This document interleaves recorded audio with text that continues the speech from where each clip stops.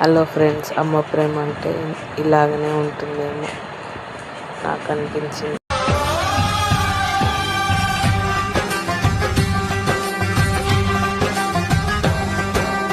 మనసు మనసుతో ముడివేసి మౌన ప్రేమతో పెనవేసి ఒకరికొకరుగా తోడు చేస్తావు. ఒకరి నీడలో ఒకరిని చూస్తావు.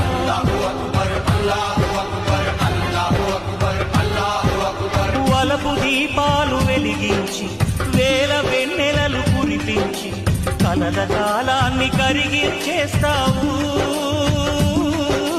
చిలకు ప్రాణాలు